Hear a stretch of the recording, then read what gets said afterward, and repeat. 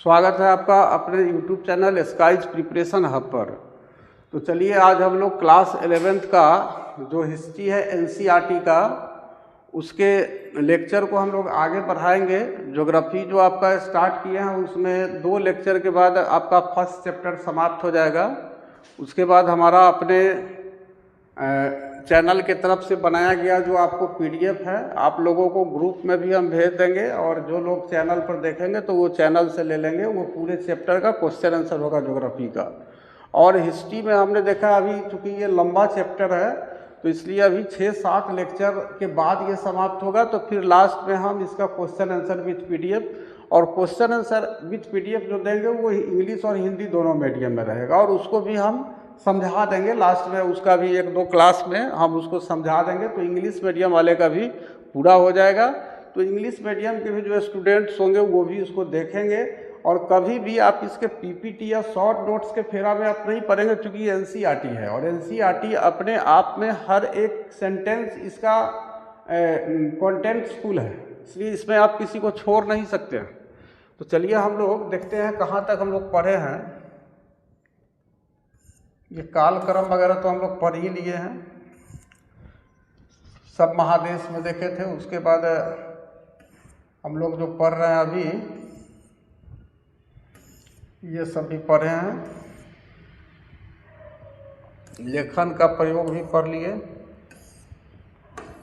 दक्षिणी मेसोपोटामिया का शहरीकरण इसको भी पढ़ लिए।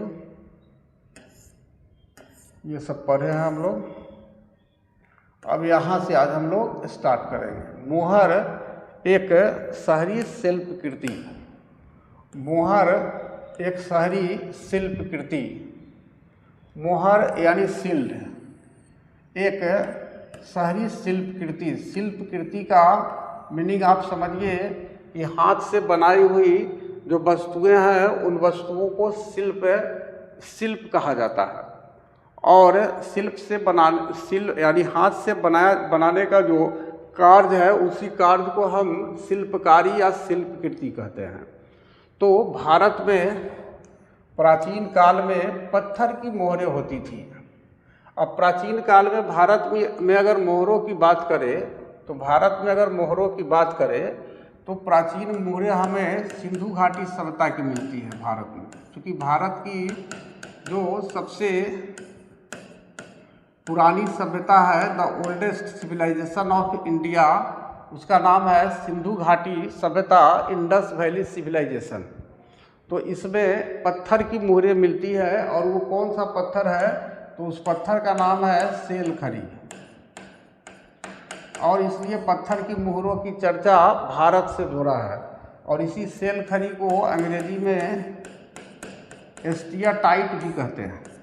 तो एस्टियाटाइट या सेलखरी दोनों एक ही बात है। ये एक विशेष प्रकार की पत्थर होती थी, मुलायम पत्थर होती थी, जिस पर आपको अक्षर वगैरह लिपि जो है उसको खोद करके जिन पर चिन्ह अंकित किए गए होते थे उसी पर चिन्ह बना देता था। ये भारत की प्राचीन मोहरों की बात हो रही है।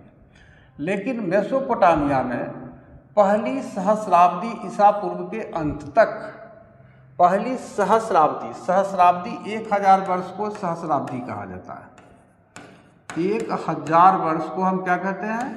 सहस्राब्दी कहते हैं। 100 वर्ष का होता है शताब्दी, और 1000 वर्ष का होता है सहस्राब्दी।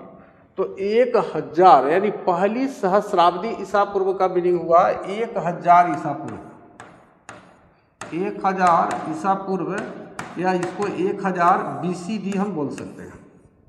और आज से अगर जोड़ा जाए तो 0 से 1000 साल पहले तक की बात हो रही है। और इधर 0 के बाद 2025 अभी है, 2025 साल हो गया।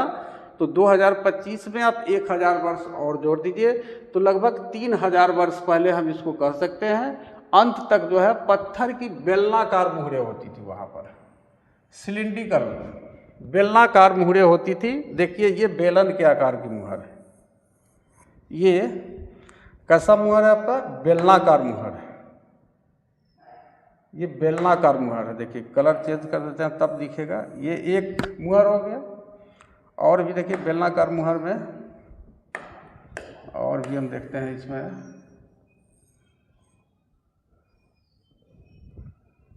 इतना में दिख जाएगा हमें।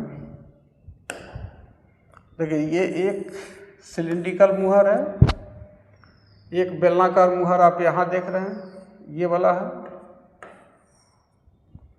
एक जो है यहाँ पर है,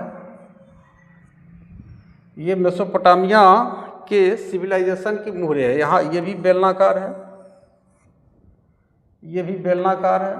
और देखिए बीच में छेद होता है संभवतः, इसको देखते हैं अंदर पता चलेगा कि इसके अंदर आपको छेद रहता है, जिसमें काठी वगैरह कुछ आपको घुसा देता है उसको नचाने के लिए। क्योंकि इसी पर तो ये सब चित्र सब बना हुआ है ना, इसमें स्क्रिप्ट जो है, लिपि जो है इस पर खुदे हुए है, किलाकार लिपि है।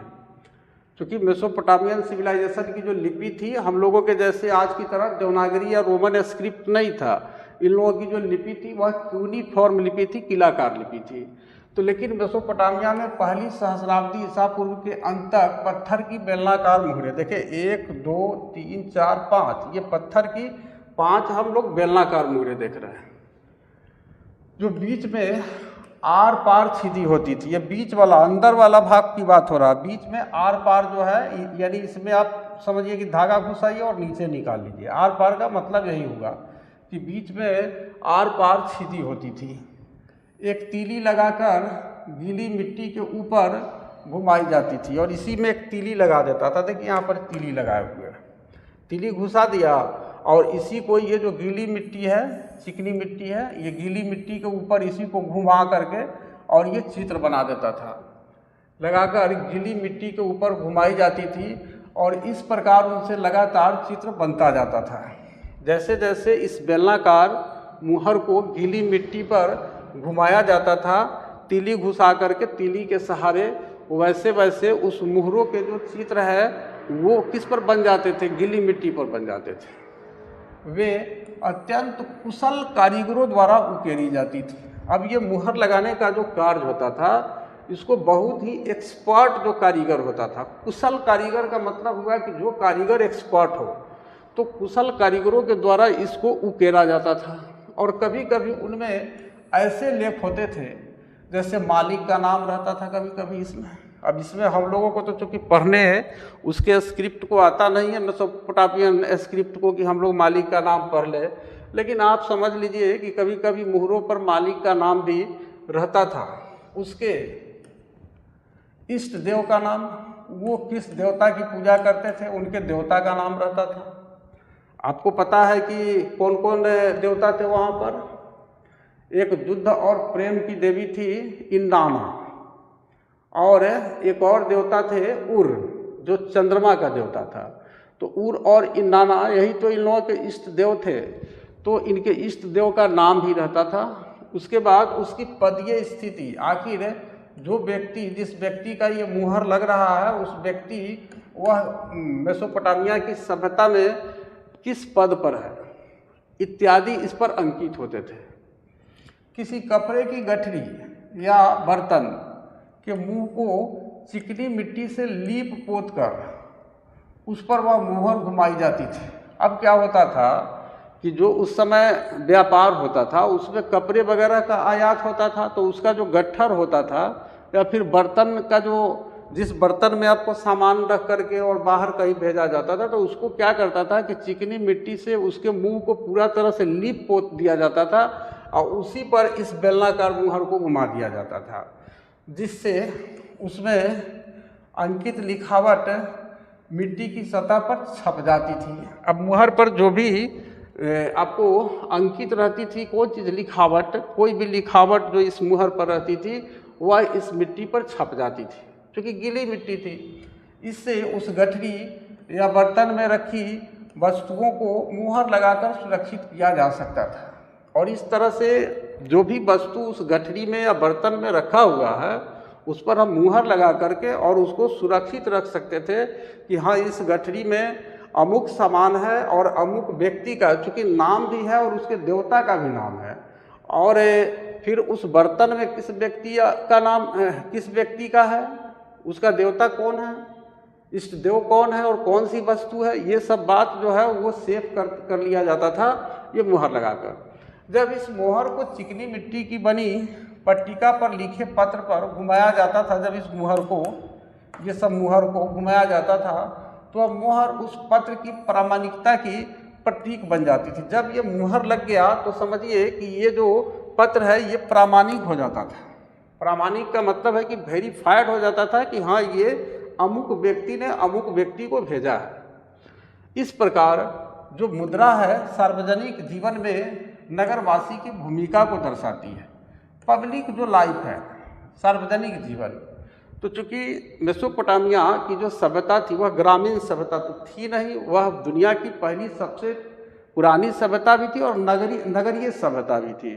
तो जो नगरवासी थे, उस नगर में जो पब्लिक लाइफ था, तो उनके जीवन में ये जो मुद्रा का रूप ले लिया था, एक तरह से देखा जाए तो मुद्रा की भूमिका को दर्शाती है। ये घटना देखने से हमें ये पता चलता है। नेक्स्ट हम लोग देखते हैं आगे क्या है इसमें। देखिए यहाँ पर वही 5 के बारे में जो हम लोग चर्चा किए थे कि 5 पुरानी बेलनाकार मोहरे, 1 2 3 4 5, और उनके छाप देख रहे हैं यहाँ, 1 2 3 4 5। इसका छाप यहाँ है, इस मुहर का छाप यहाँ है, इस मुहर का यहाँ है, इस मुहर का छाप यहाँ है और इसका छाप यहाँ है।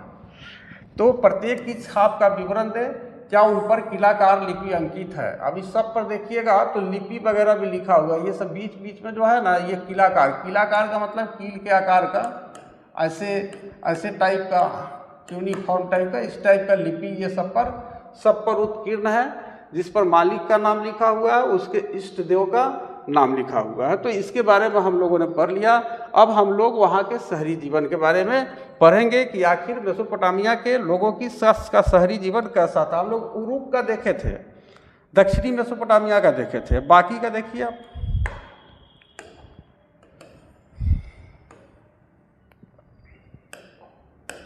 शहरी जीवन, ऊपर के विवरण से पता चलता है कि नगरों की सामाजिक व्यवस्था में एक उच्च या सम्भ्रांत वर्ग, फॉरवर्ड क्लास की बात हो रही है, का प्रादुर्भाव हो चुका था। ऊपर का विवरण यदि देखा जाए, जो हम मुहर वगैरह की व्यवस्था देख रहे हैं, तो हमें नगर की जो सामाजिक व्यवस्था है इसका पता चलता है। क्या पता चलता है कि एक उच्च या सम्भ्रांत वर्ग का उदय हो चुका था वहाँ। अब ये ऊंच नीच का खाई शुरू हो गया मानव के बीच में। धन दौलत का ज़्यादातर हिस्सा समाज के एक छोटे से वर्ग में केंद्रित था। अब जो भी मेसोपोटामिया के समाज में आपको धन दौलत था, तो उस धन दौलत का बहुत बड़ा हिस्सा, ज़्यादातर जो उसका शेयर था, वो छोटे से वर्ग यानी बहुत कम आबादी में जाकर के केंद्रित हो गया था। जैसे आज के समय में भी आप देखिएगा कि 140 करोड़, हम समझते हैं कि अगर इस देश का पॉपुलेशन है तो पूरे देश के लोगों के पास जितना प्रॉपर्टी नहीं होगा उतना इस देश के 100 लोगों के पास होगा। तो बिल्कुल मेसोपोटामिया के सभ्यता में भी यही चीज़ देखा जा रहा है कि एक छोटे से वर्ग में केंद्रित हो गया था धन दौलत का ज़्यादातर हिस्सा। उसके बाद इस बात की पुष्टि इस तथ्य से होती है कि बहुमूल्य चीज़ें, कैसे पता चलता है कि एक छोटे से वर्ग में केंद्रित हो गया था, एक उच्च या सम्भ्रांत वर्ग का प्रादुर्भाव हो गया था, कैसे पता चलता है? तो इससे पता चलता है कि बहुमूल्य चीज़ें जैसे आभूषण, गहने, सोने के पात्र, बर्तन, सफ़ेद सीपियाँ, ये सीपी है, लाजवर्द, ये भी एक कीमती पत्थर है, जरे हुए लकड़ी के वाद्य यंत्र, यानी एक लकड़ी का बाजा है। देखिए इम्पोर्टेंट चीज़ है, ये लकड़ी का ये वाद्य यंत्र है, यानी लकड़ी का आपको बांसुरी टाइप का कोई बाजा किसी टाइप का बना लिए हुए है और उस वाद्य यंत्र पर लाजवर्द पत्थर से उसको जरे हुए हैं। तो ये जो धनी लोग होंगे जिनके पास धन दौलत होगा वैसे ही लोग इसका उपयोग करेंगे। उसके बाद सोने के सजावटी खंजर, अब तलवार मिल रहा है इनको, उस पर सोने से सजावट किया गया है, इस तरह के मिल रहे हैं, लेकिन सबके पास नहीं मिल रहा है, बहुत कम संख्या में लोगों के पास मिल रहा है। उसके बाद विशाल मात्रा में उर, जान रहे हैं कि उरुक, और एक नगर कौन है? मारी। उर, उरुक और मारी, ये मेसोपोटामिया की सभ्यता के 3 जो है प्रसिद्ध नगर थे। तो इसमें से उर की बात हो रही है कि विशाल मात्रा में उर में राजाओं और रानियों की कुछ कब्रों या समाधियों में उनके साथ दफनाई गई मिली है। अब ये सारी चीज़ें जो देख रहे हैं, आभूषण है या सोने के पात्र है या फिर सफ़ेद सीपियाँ है या फिर लाजवर्द जरे हुए लकड़ी के वाद्य यंत्र है, सोने के सजावटी खंजर है, ये सब विशाल मात्रा में मिल रहा है। लेकिन कहाँ मिल रहे हैं? उर में जो राजा और रानी के कब्र है और समाधि है उनमें मिल रहा है, उनके साथ दफनाई गई है। लेकिन आम आदमी की स्थिति क्या थी, ये एक क्वेश्चन बन रहा। अब और आगे चीज़ क्या था उस समय शहरी जीवन? कानूनी दस्तावेजों, विवाह, उत्तराधिकार आदि के मामले से संबंधित दस्तावेज भी थे। कानूनी कुछ दस्तावेज भी मिला है हमारे पुरातत्वविदों को, हमारे इतिहासकारों को। तो उन दस्तावेजों में क्या मिला है? तो विवाह से संबंधित मामले कुछ बातें मिली है और उत्तराधिकार से संबंधित। उत्तराधिकार का मतलब होता है विरासत। जैसे एक पिता की मृत्यु हो जाती है तो उसका उत्तराधिकारी कौन होता है? उसका पुत्र होता है। तो उसी तरह से पहले जो राजा महाराजा होते थे या फिर कोई भी जो व्यक्ति होते थे, जब उनकी मृत्यु हो जाती थी तो उनके जो बेटे होते थे, बाल बच्चे होते थे, वही उसके उत्तराधिकारी होते थे। तो कानूनी दस्तावेज जो मिला है उसमें विवाह से संबंधित चर्चा है और उसके बाद उत्तराधिकार का भी मामला उसमें दिया हुआ है। इससे पता चलता है कि मेसोपोटामिया के समाज में एकल परिवार, न्यूक्लियर फैमिली को ही आदर्श माना जाता था। अब ये न्यूक्लियर फैमिली क्या होता है? एकल परिवार। तो एकल परिवार में एक पुरुष, उसकी पत्नी और बच्चे होते हैं। हम जानते हैं कि 2 तरह का परिवार होता है, एक एकल परिवार होता है और एक संयुक्त परिवार होता है। तो संयुक्त परिवार में आप देखिएगा तो इसमें चाचा चाची, दादा दादी, ये लोग भी शामिल हो जाते हैं। तो एक बड़ा परिवार बन जाता है और ऐसे परिवार में आप देखिएगा तो जो बड़े बूढ़े होते हैं उनको बड़ा अच्छा ढंग से सेवा हो जाता है संयुक्त परिवार में। लेकिन जो एकल परिवार होता है उसमें एक पुरुष है, उसकी पत्नी है और सिर्फ उसके बच्चे हैं। उनके माता पिता, दादा दादी या फिर चाचा चाची, फिर उनका अपना एक अलग परिवार है। तो एकल परिवार, ये दस्तावेज से पता चलता है कि उस समय का जो आदर्श परिवार था वो एकल परिवार को माना जाता था।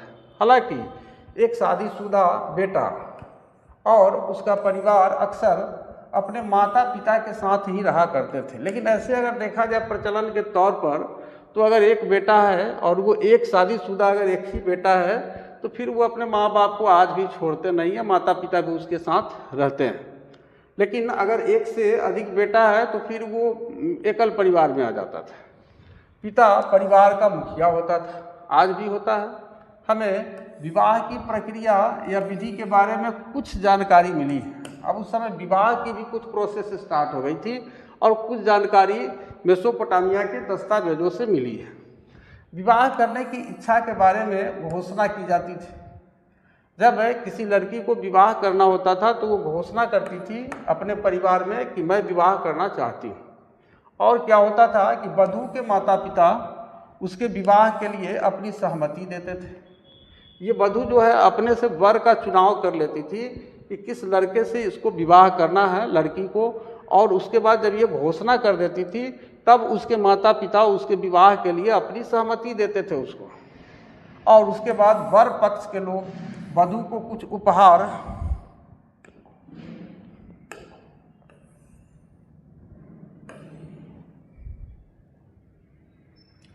देते थे। देखिए यहाँ पर वर पक्ष के लिए लोग क्या देते हैं, वधू को कुछ उपहार देते थे, गिफ्ट वगैरह देते थे। जब विवाह की रस्म पूरी हो जाती थी तब दोनों पक्षों की ओर से उपहारों का आदान प्रदान किया जाता था। आज भी होता है।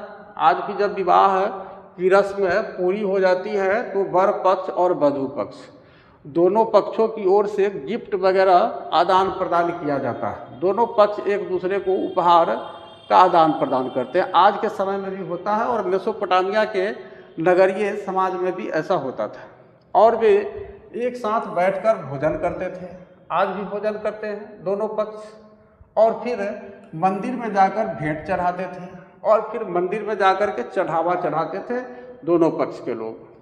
जब नववधू को उसकी सास लेने आती थी, अब देखिए ये परंपरा थोड़ा सा अलग है मेसोपोटामिया में।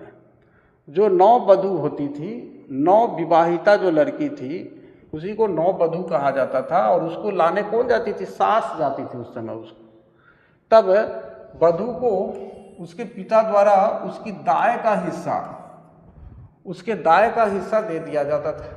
जब सास नववधू को लेने जाती थी तब वधू को क्या करता था? उसका जो पिता था उसके दाय का हिस्सा का मतलब हो गया संपत्ति का हिस्सा।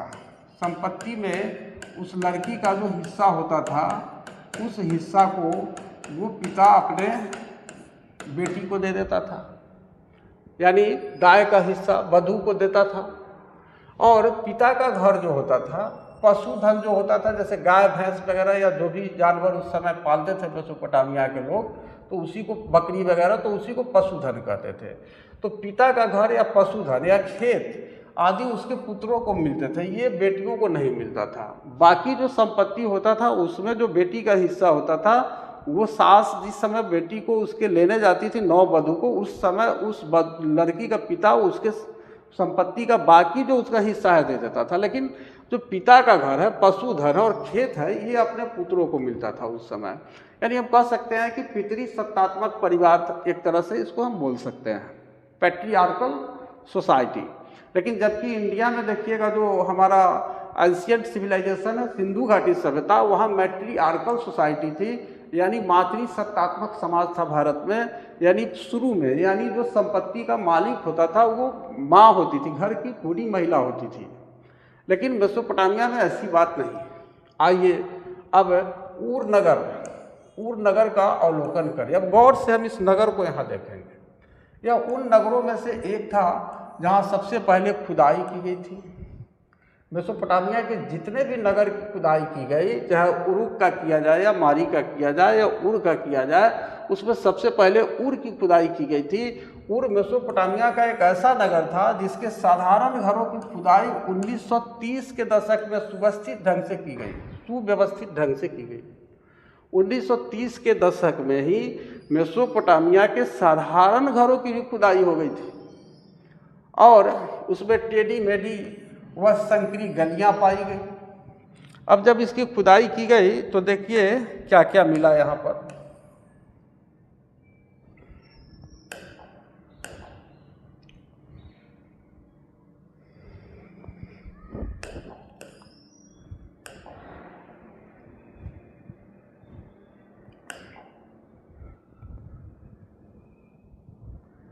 गलियां पाई गई, जिससे यह पता चलता है कि पहिए वाली गाड़ियां वहां के अनेक घरों तक नहीं पहुंच सकती थी।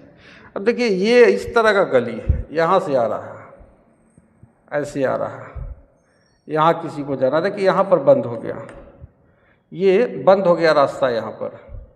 फिर आप कोई गली को आप ले लीजिए, ये और भी गली आप ले सकते हैं। देखिए ये वाला, ये भी बंदे गली में आ जाएगा एक तरह से। ये सब जगह जा रहा है लेकिन इतना ही दूर में यहाँ पर बंद है। देखिए यहाँ पर बंद हो गया, ये गली जहाँ बंद है उसको दिखा भी दिया है घेरा से, ये भी बंद हो गया। देखिए ये लाइनिंग दिखा रहा है, ये भी बंद हो गया। तो ये जो गली है, मान लो कि यहाँ से कोई चलेगा पहिया वाला गाड़ी, ऐसे ऐसे ऐसे ऐसे ऐसे आएगा, फिर ऐसे आकर के फिर ऐसे जाएगा। पहिया वाला गाड़ी संभव है? नहीं संभव है। तो इसी वजह से लिखा है कि उसमें टेढ़ी मेढ़ी व संकरी का मतलब बहुत कंजस्टेड गलियां पाई गई, जिससे यह पता चलता है कि पहिए वाली गाड़ियां वहां के अनेक घरों तक नहीं पहुंच सकती थी। अब ये अनाज कैसे ले जाते थे? अनाज के बोरे और ईंधन के गट्ठे यानी जलावन संभवतः गड्ढे पर लाद कर ले जाए जाते थे। ये संभावना व्यक्त किया इतिहासकारों ने, क्योंकि यहाँ जो इनकी गलियां हैं वह इतनी संकीर्ण और टेढ़ी मेढ़ी है। मेसोपोटामिया की सभ्यता में ऊर नगर की जो गलियां हैं वह इतने टेढ़े मेढ़े और संकीर्ण है, इतने कंजस्टेड है, संकीर्ण है कि यहाँ पर पहिए वाली गाड़ी का जा पाना संभव नहीं था। और इसलिए ऐसा अनुमान हमारे इतिहासकारों ने लगाया है कि वहाँ अनाज के बोरे और जो ईंधन यानी जलावन के जो गट्ठर होते थे, गट्ठे होते थे, उसको संभवतः गड्ढे पर लाद कर वे ले जाते थे। उसके बाद पतली व घुमावदार गलियों तथा घरों के भूखंडों का एक जैसा आकार न होने से यह निष्कर्ष निकलता है कि नगर नियोजन की पद्धति का अभाव था। यानी हम कह सकते हैं कि जो टाउन प्लानिंग है आज के समय में, आप देखिएगा तो आज के समय में नगरों में गलियों के निर्माण के लिए, सड़कों के निर्माण के लिए, उसके साफ सफाई के लिए और पानी की सुविधा के लिए, बिजली की सुविधा के लिए आज के डेट में नगर नियोजन आ गया, सिटी प्लानिंग आ गया, जिसमें नगर परिषद, आपको महानगर निगम, ये सब व्यवस्था आ गया है। लेकिन मेसोपोटामिया में जिस प्रकार से घर बने हुए हैं वे इतने घने हैं और पतली और घुमावदार गली है और घर के जो भूखंड है, कोई छोटा है कोई बड़ा है, माने बेढंगा ढंग का है। तो इससे क्या लगता है कि उस ऊर नगर को जो बनाया गया था उसके बनाने में किसी प्रकार का जो टाउन प्लानिंग है, नगर नियोजन है, उसके पद्धति को नहीं अपनाया गया था, इसका अभाव था। वहाँ गलियों के किनारे जल निकासी के लिए उस तरह की नालियाँ नहीं थी। अब देखिए ये जो गली वगैरह है तो इसके किनारे पर मान लीजिए यहाँ घर है, तो घर है तो फिर इस घर का जो पानी वगैरह होगा या फिर जो इसमें का कचरा होगा तो ये कैसे बाहर निकलेगा। तो इसके बारे में चर्चा कर रहा है कि वहाँ गलियों के किनारे जल निकासी के लिए उस तरह की नलियाँ नहीं थी जैसी कि उसके समकालीन नगर मोहनजोदड़ो में पाई गई है। ये मोहनजोदड़ो जो अपने भारत के इंडस वैली सिविलाइजेशन का सबसे बड़ा नगर है मोहनजोदड़ो। तो मोहनजोदड़ो का जो नगर नियोजन था उस समय दुनिया के किसी भी देशों में उस तरह का नगर नियोजन नहीं पाया जाता था, क्योंकि इसमें पानियों की निकासी के लिए आपको नालियाँ बनाई गई थी जो पक्की ईंटों की बनाई गई थी, और ये मोहनजोदड़ो में नहीं देखा जा रहा है। ये पानी की निकासी के लिए नालियाँ की व्यवस्था नहीं दिखाई दे रही है यहाँ मेसोपोटामिया में, बल्कि जल निकासी की जो नालियाँ हैं और मिट्टी की नलिकाएँ उर नगर के घरों के भीतरी आंगन में पाई गई।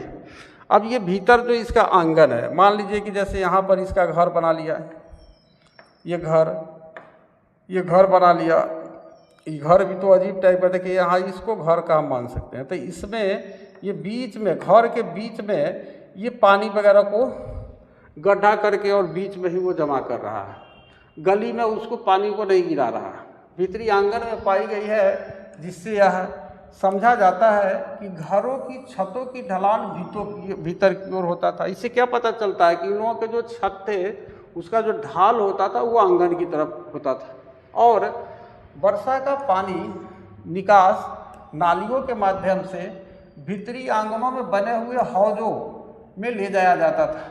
भीतरी आंगन में हौज बना होता था, उसी में नालियों का पानी और आंगन में जो छतों पर से पानी गिरा सबको हौज में जमा कर लिया जाता था। हौज क्या होता था? तो हौज जमीन में एक ऐसा ढका हुआ गड्ढा होता है जिसमें पानी और मल जमा होता है। कचरा वगैरह और पानी वगैरह को जमा करने के लिए आंगन में ही एक बड़ा सा गड्ढा कर दिया और उसको ढकने का व्यवस्था ऊपर से कर दिया, तो उसी हौज में ये जमा कर रहे हैं। शायद यह इसलिए किया गया था कि एक साथ तेज वर्षा आने पर घर के बाहर की जो कच्ची गलियां हैं, जिस गली से इन लोगों का आना जाना है, ये सब जो गलियां हैं, ये सब जो गली है, इस गलियां बुरी तरह कीचड़ से न भर जाए। इसी के वजह से ये लोग अपने आंगन में ही पूरे पानी को और कचरा को एक गड्ढा बना करके और उसमें भर देते थे और ढक देते थे। फिर भी ऐसा प्रतीत होता है कि लोग अपने घर का सारा कूड़ा कचरा बुहार कर गलियों में डाल देते थे। अब ये कचरा को बहारने के बाद जमा कहाँ करता था? गली में डाल देता था। ये सब गली में डाल दिया। क्यों डाल दिया? क्योंकि जहाँ वह आने जाने वाले लोगों के पैरों के नीचे आता रहता था, पैर के नीचे ये कचरा पड़ेगा, तो इस प्रकार बाहर कूड़ा डालते रहने से गलियों की जो सतह है ऊपर उठ जाती थी। अब बार बार घरों का जो कूड़ा कचरा है जब इस गलियों में डालेगा और उस पर लोग चलेंगे तो तो फिर वो कचरे जो है वो दबते जाएंगे और वो उसका जो सतह है वो क्या हो जाएगा, ऊपर उठ जाएगा, ऊंचा उठ जाएगा, जिसके कारण क्या होगा, जिसके कारण कुछ समय बाद घरों की दहलीजों को भी ऊंचा उठाना पड़ता था। जब गली जो है ऊंचा उठ जाएगा तो फिर घर का जो दहलीज है, दरवाजा है, उसको भी ऊपर उठाना पड़ेगा लोगों को। क्यों? ताकि वर्षा के बाद कीचड़ बहकर घरों के भीतर ना आ सके। ये सब देखिए, ये सब परेशानी है। मेसोपोटामिया के उर नगर में जो नलियों की बनावट है और जो गलियां हैं और जो घरों की बनावट है, इसको देखिए किस तरह का है। अब कमरों के अंदर रोशनी खिड़कियों से नहीं आती थी, बल्कि उन दरवाज़ों से होकर आती थी जो आंगन में खुला करते थे। इनके दरवाजे जो है, घरों के दरवाजे, उर नगर के घरों के दरवाजे आंगन की ओर खुला करते थे और इनके घरों में जो प्रकाश था वह खिड़कियों से न आकर के ये रोशनी जो है आंगन के दरवाजे से आती थी। इससे क्या होता था, इससे घरों के परिवारों में गोपनीयता, प्राइवेसी भी बनी रहती थी। अब ये घर के अंदर को क्या कर रहे हैं ये पता दूसरे को नहीं चलता था, क्योंकि खिड़कियां तो है नहीं और जो इनके दरवाजे हैं वह अपने आंगन की तरफ खुल रहा है। तो अगर मारपीट भी हो रहा है या कोई भी घटना घट रही है, कोई भी नकारात्मक चीज़ें हो रही है, तो फिर आंगन के अंदर हो रही है, बाहर वाला उसको नहीं देख पाएगा। ये एक प्रकार का प्राइवेसी था इन लोगों का। अब आगे देखिए, इसमें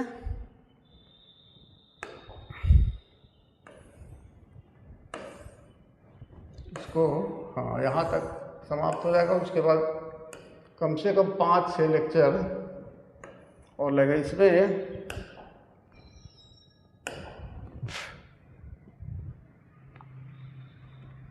बनी रहती थी। घरों के बारे में कई तरह के अंधविश्वास प्रचलित थे। अब आज की तरह मेसोपोटामिया के सभ्यता में भी अंधविश्वास था, क्योंकि जितना आप पहले के समय में जाएंगे उतना ज़्यादा अंधविश्वास होगा। अब तो थोड़ा कम भी होने लगा है। जिनके विषय में उर में पाई गई शकुन अपशकुन संबंधी बातें पट्टिकाओं पर लिखी मिली है। अब उर में कुछ मिट्टी की पट्टिका मिली है, उस पर शकुन और अपशकुन से संबंधित बातें भी मिली है। आज के समय में तो यहाँ भी आप गूगल वगैरह को खोलिएगा, जो इतना टेक्निकली हाई हो गया है, तो उसमें आप सोचिएगा कि बिल्ली का रोना, बिल्ली का रास्ता काटना, ये सबको शकुन अपशकुन, इस तरह का स्वप्न देखना, ये सब आज के डेट में गूगल भी आप टाइप कीजिएगा तो पता चल जाएगा। तो ये शकुन अपशकुन संबंधी बातें जो है पट्टिकाओं पर लिखी मिली है उर में। जैसे क्या मिला है, जैसे घर की देहली ऊंची उठी हुई हो तो वह धन दौलत लाती है। देखिए ये शकुन अपशकुन है। ये अगर घर का दरवाज़ा थोड़ा ऊंचा उठा देंगे तो हमारे घर में धन संपदा बड़ी तेज़ी से बढ़ेगी। सामने का दरवाज़ा अगर किसी दूसरे के घर की ओर न खुले तो वह सौभाग्य प्रदान करता है। अगर जो मेन गेट है वह सामने वाले के गेट के सामने अगर नहीं खुले तो फिर ये उस घर के लिए एक सौभाग्य की बात है, उसका भाग्य जो है बदल जाएगा, भाग्यशाली घर हो जाएगा वो। लेकिन अगर घर का लकड़ी का मुख्य दरवाज़ा भीतर की ओर न खुलकर बाहर की ओर खुले तो पत्नी अपने पति के लिए यंत्रणा का कारण बनेगी।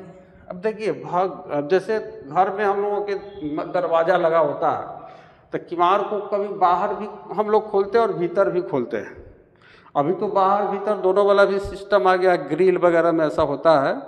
लेकिन कभी कभी होता है कि भीतर ही खुलेगा, बाहर नहीं खुलेगा। कभी कभी होता है कि बाहर खुलेगा, भीतर की ओर नहीं खुलेगा।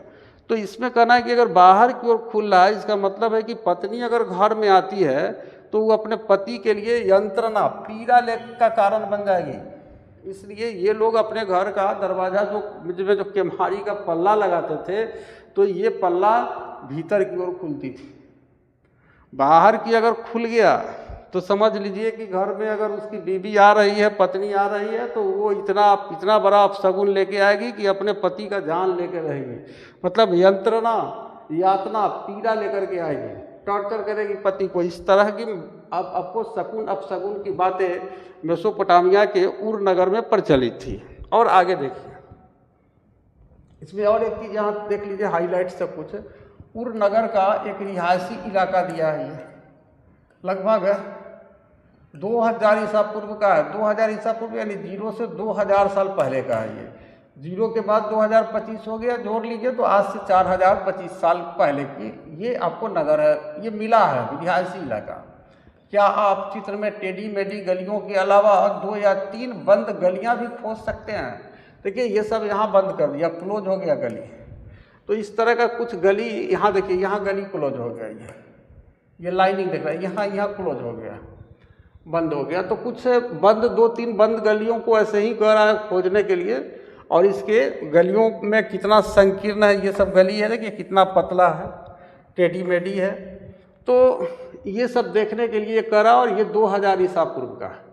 तो इस तरह से यहाँ पर हुआ। आगे हम लोग देखते हैं, नेक्स्ट देखिए, अब लास्ट हो जाएगा यहाँ से आगे देखिए।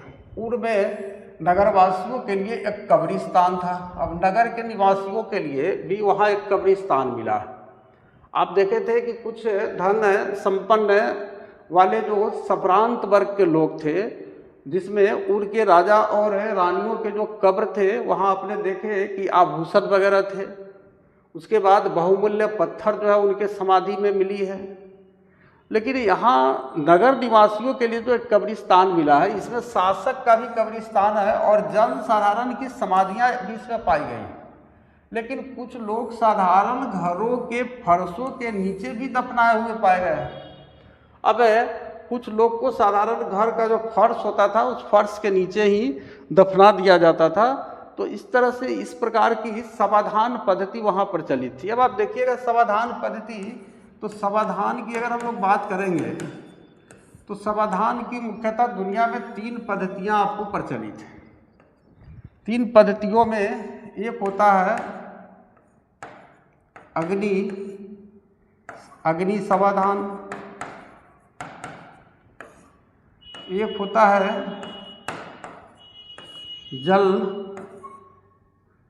जल समाधान,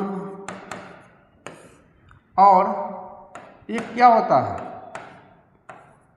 कब्रों के अंदर समाधान। ये समाधान की 3 पद्धतियाँ आज के समय में भी प्रचलित है और ये प्राचीन काल में भी प्रचलित थी। तो ये अग्नि समाधान में देखते हैं, जैसे हिंदुओं में देखिएगा जब किसी व्यक्ति की मृत्यु हो जाती है तो उसको आग में जला दिया जाता था, तो ये अग्नि समाधान हो गया। अब कुछ लोगों को देखिएगा जैसे किसी को सांप काट ले या अकाल मृत्यु वगैरह हो जाए तो उसको लोग क्या करते हैं, उसको दहा देते हैं पानी में, तो वो जल समाधान हो गया।